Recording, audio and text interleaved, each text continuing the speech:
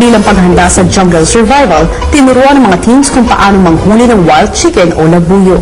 So, mag-aabang tayo ng wild animals. Bibitagin natin. Ako magde-demo kung paano siya huhulihin. Okay? Okay, walang gagawin sa tali.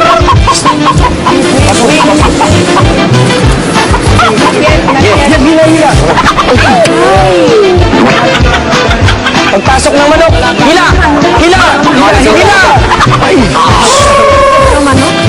Okay, again. Yan. Okay. Oh, ready. Papasukin muna ang mga paa. Okay. Move. Nice.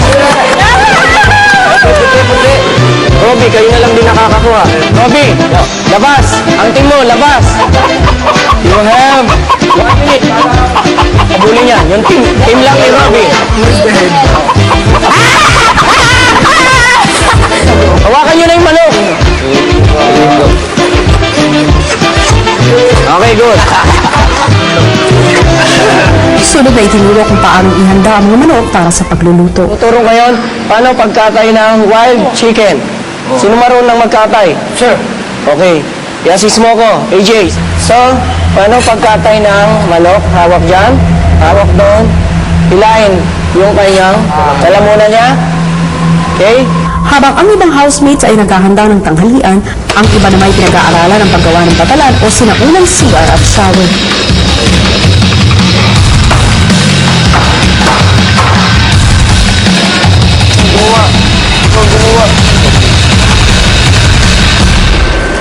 Ilang saglit pa ay nagsalo-salo ang mga teens sa inihanda nilang tanghalian.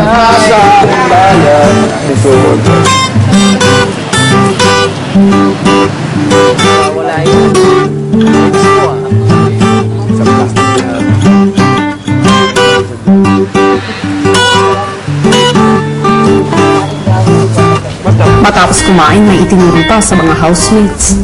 Sa mag-lunch, kailangan natin ng appetizer at the same time. Pwede siyang gawing toothpaste at toothbrush. So, in jungle, tulad na sinabi ko, walang toothpaste at walang toothbrush. First, putulin itong dulo. Okay? So, yan na yun. Instant. Toothpaste and toothbrush. Start. 2 in 1. Maganda sa ginagit pa yan, no? Dahil maasim siya.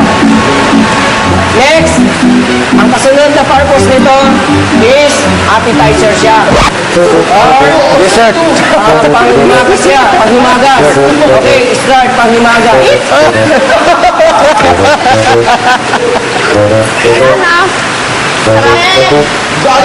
Sir, Prolex ka? Can I ask more? Sa pagtatapos ng training day, ibinigay ang mga merits ng mga teens. The team of Alex got 15 merits. Kapag nyo.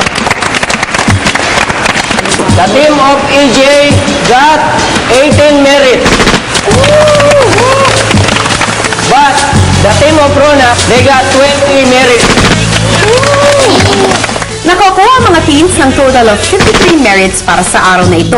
At sa 4 na araw nilang training, nakaipon na sila ng 148 merits. Pero dahil may isang araw pa, may posibilidad na magkaroon sila ng demerits at hindi umabot sa kanilang goal na 100 merits. Para ibigay ng magandang balita sa iyo, Ama. Pasok ka po sa Big 4. Sana.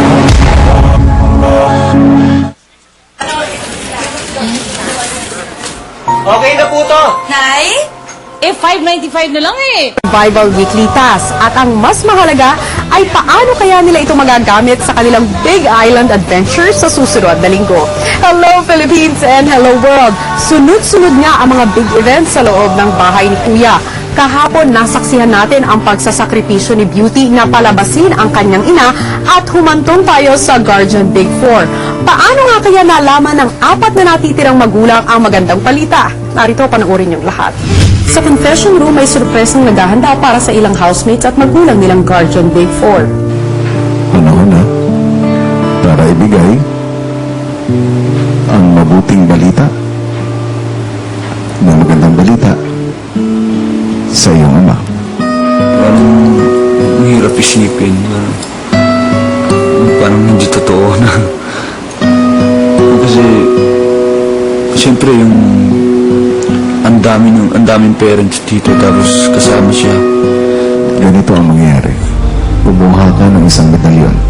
Pupunta ka sa gardens area. At sisiguraduhin mo na tanging ang ama mo lang ang kaharap mo. Isusuot mo ang medalyon sa kanya. Wala na yung ano. Ha? Wala na yung Asan? yung tas niya.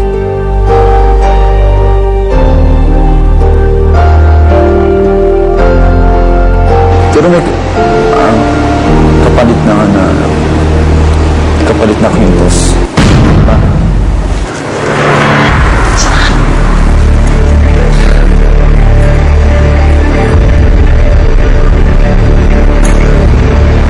Isa ka po sa Big Four.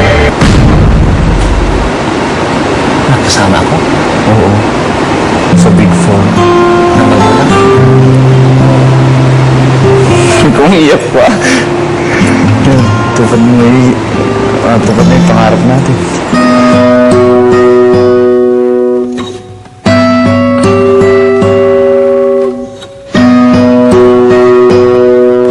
Nagpapakit na kasi ganun ka naman nung ka natitira sa amin. Doon ako titira. Sa hindi na ba? Bakit? Anong Doon ako tayo na. Ang ibang guardians, takang-taka sa mga naging kaganapan. Ano yan? Wala. Ako niyaya po. Ano yan? Ano yan? Bakit? Ha? Ano yan? Wala, doon lang ako sa kabila na. Ano? Oh, ano ka? Bakit? Wala. Doon muna ako. Ano yan? Ginagamit mo? Dadalhin ko, hindi pwedeng mag-ano ako. Ay, hindi pwede sabihin. Tinawag ka baga. Dito.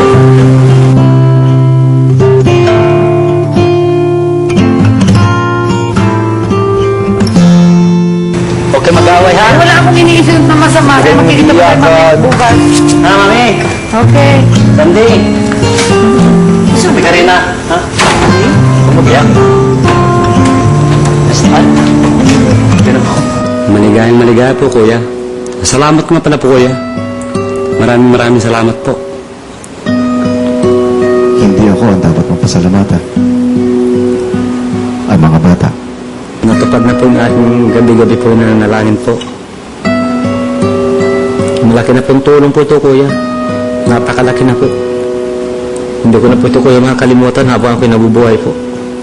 Baka dadalhin ko po ito sa libingan po, kuya. Lahat yan. Dahil na rin sa pangarap ni EJ Opo. para sa sarili niya at para sa pamilya niya. Maraming salamat po sa nangyari. Alam ko po isa po yung maraming natutunan po kami ni Papa dito. Yung kung paano makiharap sa mga parang sa ibang tao, yung matataas na tao. Dati, ang baba ng tingin ko sa sarili, parang hindi ko kaya yan. Hindi namin kaya. Pero ngayon po, alam ko sa sarili ko, hindi nangyayari yung ganun paniniwala. Guys, bagong housemates! Dito po kayo matutulog. Ayaw pa niyo ako matulog dito? Day, gusto po, bukas! Isali ka namin bukas! Aray! Patay kayo bukas! Isali ko kayo bukas! Matapos ni EJ, isa-isa namang pumunta ang mga teens sa mga guardians upang sunduin ang kanilang mga magulang.